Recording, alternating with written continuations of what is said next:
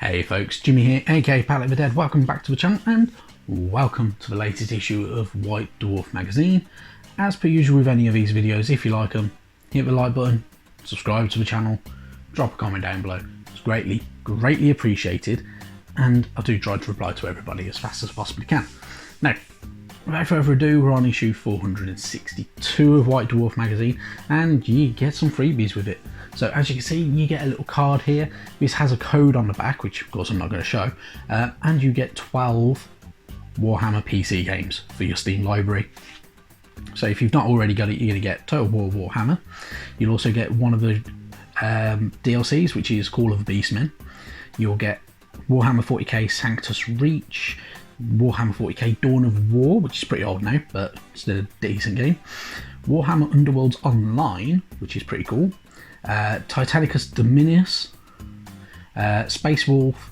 You'll get Warhammer Armageddon, The Orcs, Warhammer Chaos and Conquest, Warhammer Quest, and Warhammer Quest 2, the End Times. You will get Talisman Digital Edition, Warhammer 40k Space Marine, which is probably one of the best 40k games you can get and was absolutely fantastic. And you get Warhammer Vermintide 2, which is also very good game. It's absolutely fantastic, and it's not been out that long. It only came out a couple of years ago, and it's an absolutely fantastic game. So a lot of good stuff there. Definitely well worth picking up a copy of the magazine just to get them 12, in all honesty. You'll also get the updated points values for Warhammer 40k. So it is the field manual for 2021, which gives you a breakdown of all the unit points, everything like that as well for 40k. Pretty much every faction is covered in there, so quite a lot to go on with. Very handy for any 40k players who need to update for the latest rule sets and stuff like that. And of course you get this week's magazine. So without further ado, let's take a look at it.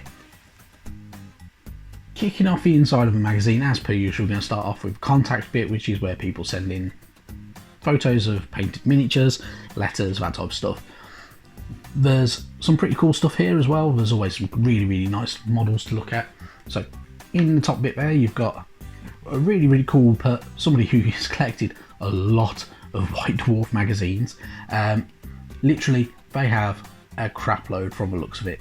So 25 years worth of collecting the magazine, which is scary, really. It's you know, a bit crazy having such a collection of just one magazine. You've got some awesome Kurnoth Hunters as well down here, which look really cool, and a very interesting different paint scheme, which is always quite nice to see, something a little bit different. A converted Adeptus Mechanicus machine, a very unusual walker with whatever the hell that's supposed to be, which looks pretty nuts to say the least, and very interesting as well. A lot of gold and red on that, which it works. I wouldn't have thought it would using that much, but it does work, which is pretty cool. On to the next page, you've got pretty cool chapter mastering Gabriel Seth just on there. A conversion of him, which is pretty cool, and he's really nicely done. And you've got an awesome looking good old Greenfield Grass Huggers Blood Bowl team, the Halfling Blood Bowl team, which is awesome.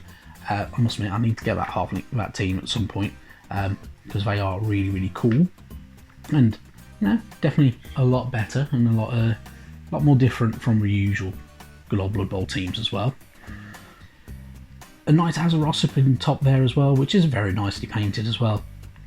Just done in standard kind of paint scheme as well, with a good old Hammers of Sigmar kind of scheme, which is always pretty good. And you got a few other bits and pieces. So how to paint up Castellans of the Rift Space Marine chapter as well, using their armour, which is actually a pretty cool armour scheme and a nice look for good old Space Marines. And then a bit of an army in the spotlight, which is a Necron army, which is a very nicely painted Necron army as well, which it's quite nice. It's quite nice seeing a Necron army. However, it is the normal standard colours, so I would like to see a bit more different colours instead of just them colours, really. I think that's just a personal opinion though, in all honesty, but very, very nicely done, and a lot of work's been put into them as well. It's nice to see that there's only small little patches of kind of like ground covering on that kind of arid rocky terrain, which looks really cool. And that's about it for that section. So without further ado, let's jump into the next one. For good old Warhammer 40k, we're starting off with A Tale of Four Warlords. We have Space Marines, Necrons, Sisters of Battle and Orcs all colliding on the field of battle, which is pretty cool. And it's always nice to see a four-way game, which is pretty decent. We have a pretty decent Space Marine army, very vibrant green, the Sons of Medusa, which is very, very interesting. And they have only a few units, obviously because of a slightly superior firepower and stuff like that, but they look really, really cool, and it's actually quite a nice paint scheme as well, so it's pretty good. We have the THOKT Dynasty for the Necrons, which I really do like this paint scheme. Very, very kind of muted blues and kind of silver instead of having that gold or anything like that, or the brass kind of colours, which is really, really nice. I do quite like that scheme. A bit different, which is what I think what I like about it more than anything as well. They do look pretty cool. Then there's the Order of the Argent Shroud, which are the Sisters of Battle. Again, these look really, really nice as well. They have a slightly different scheme to the usual Sisters of Battle, and they do kind of go very, very well. It looks pretty cool as well, having those guys around. And then some Orcs, which of course, the Goths, which there's quite a few of them. So it's mainly Grots more than anything. So which is always very, very cool, seeing a lot of Grots, because you can field so many of them to kind of match up their kind of power rating and everything like that, which is always pretty cool, going up against things like Space Marines, where because the Grots are a little bit weaker, have less hit points and everything like that, and can easily be taken out a bit more, but they have some really cool looks to them as well, and all very, very uniformly done as well. So they all have a very, very similar look all the way throughout, which is, you know, a very good thing for an Orc army or a Grot army at least. So really, really cool. Do really, really like them. With that, sticking with Warhammer 40k, we have the Index Strategies for a group that you don't see very often, which is the Exorcists. So forged during the Dark Founding, the Exorcist chapter of the Space Marines harbour a dark secret. Though strong of will and virtually immune to corruption, the depths to which they sink to achieve such a stalwartness border on heretical. But perhaps, to defeat your enemies, first you must know them. So, the Exorcists are a pretty cool Space Marine chapter. I do actually like this chapter, which I'm not a Space Marine guy, but I like the idea of them, of being a bit kind of, you know, slightly being heretical in their kind of founding and everything like that. So very good information about them, which is always pretty cool. And of course their paint scheme and the chapter icon just on there. So they have a red armour, kind of like the Blood Angels, but they focus more kind of on that type of thing. So they're not quite Blood Angels, and they have that cool horn skull kind of iconography as well, which looks really cool. And they have all the traits on here and the new rules for them, and some very, very nicely painted models as well. And of course done by the guys who do good old White Dwarf and work for GW. Yeah, they're different. That's what I like about them more than anything, I think. I quite like the sniper group as well. They're pretty cool. They have a very, very different look. I like the way that kind of rangefinder has been painted, which looks really, really good. And of course your how to paint section if you want to paint them up as well, and do yourself a chapter of Exorcists.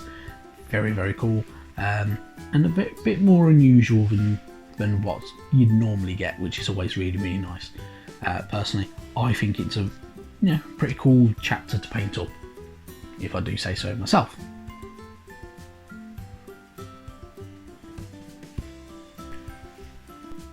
Moving on to Age of Sigmar, we have Flashpoint in the Broken Realms, of course, which is the good old Cannibals of the Cursed Mountains. So this will be, of course, the good old ghouls and the flesh eater courts, everything like that, and a load of information to do with cannibal horde rules and everything like that, which is always pretty cool. We get Lost in Shadow, a bit of a story behind everything as well, which is always pretty cool to see, and which is a good thing for us as well. So we get some more fiction, and then we move on and we get a battle report for War of Flesh and Bone, which is Flesh Eater Courts going up against Ossiarch Bone Reapers, and it's a pretty good one as well. I do like both the Flesh Eater Courts and the Ossiarch Bone Reapers, in all honesty. I have Ossiarch Bone Reapers and I've not painted them still, for some weird reason, but the Ossiarch Bone Reapers have some really cool bits and pieces. You get War Scrolls, of course, as well with some of this.